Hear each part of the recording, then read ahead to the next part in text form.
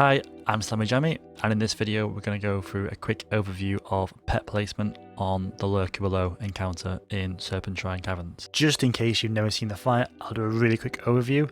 If you have seen the fight before, you can skip past this to the next part of the video. The fight itself is quite simple. This is like a drop down view of the room. There is an inner platform here and there is 3 outer platforms. Boss will be fished in the middle and will remain in the middle during the encounter. Your main tank will be tanking the boss facing this way, and then your range DPS will be on the outer platforms and your healers will just kind of be spread around the room. The boss stays there at all times. He will do a knockback every now and then, which will knock some players into the water, and he will do a spout, which is a big blue beam that he spins around in a direction, and players just have to jump in the water to avoid it. Then the boss will submerge into the water and they'll disappear and he'll spawn adds. He sends 3 adds to the inner platform that need to be tanked and nuked down, and he sends 3 sets of 2 adds each to each of the outer platform. There are different ways to do this fight. You could just kill all the adds, but most guilds tend to crowd control the adds that spawn on the outer platforms. You can just keep them crowd controlled the entire fight and just nuke the adds here and just nuke the boss. Hopefully your guild will go for the option of crowd controlling all the adds and just nuking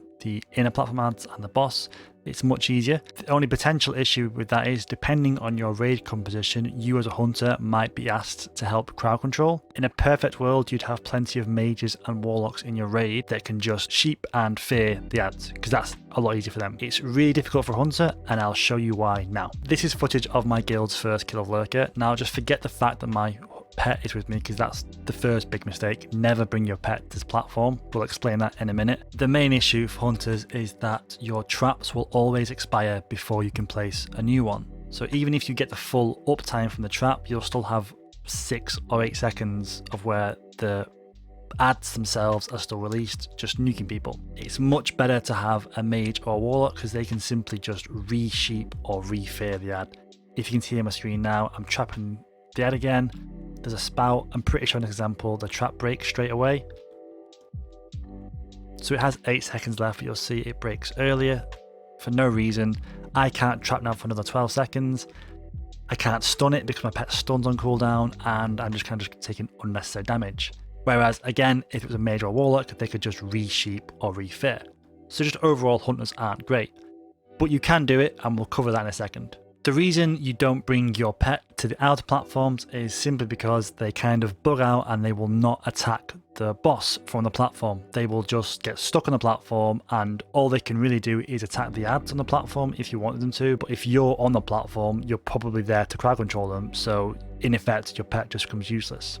So regardless of if you're on a platform or not, you want to place your pet on the inner platform, which is this big large platform here where the Lurker spawns. You want to place, using stay, your pet around about here. It doesn't matter which part of the platform you use, you just want to make sure it's about this distance. If it's too close and it's touching the water, it will take damage from the boiling water. You'll notice during the fight that the pet will occasionally run into these sort of shallower pools of water, which is here, there, and there. If you notice that, all you need to do is click the passive command and you'll notice your pet will return to this spot, or whatever spot it is you've put it to stay, which might be over there. So we'll show you that now during combat. This is footage from my guild's most recent kill, and us hunters are all now on the inner platform, and we've placed our pets all together here. You'll notice they're all a good distance away, they're all fine, they're all attacking in there. One thing to mention, if you are on the inner platform, you do need to keep an eye on your threat, because obviously you can pull aggro, you can over aggro and the boss will then start smashing you. So here comes spout. Best way to avoid spout as yourself, you just drop into the water and you can keep attacking.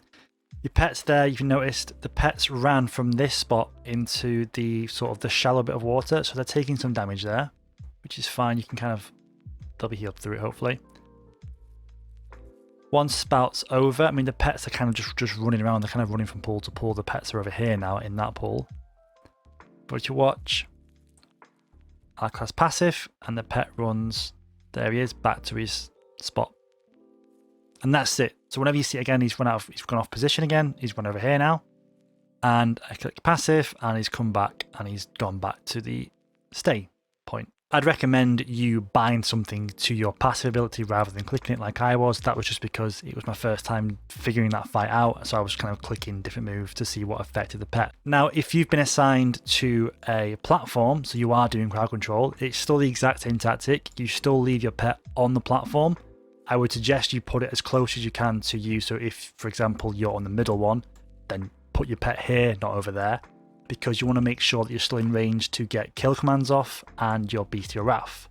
But your tactics as the hunter remain the same. You just make sure before the fight starts you've placed your pet wherever you're going to place it on the inner platform, and then you would just continue to nuke from the outer platform and do your freezing traps or your stuns whenever you need to. And that's it. Thanks for watching. I hope this video was helpful. Please subscribe if you like this content and you want some more, because I will be doing future guide videos for all the bosses in Serpent Shrine and Tempest Keep, and eventually into phase 3 with tier 6 content of Black Temple and Hyjal and Sunwell. So yeah, if you enjoyed it, give it a like, give it a subscribe, and I'll see you in the next one. Thanks.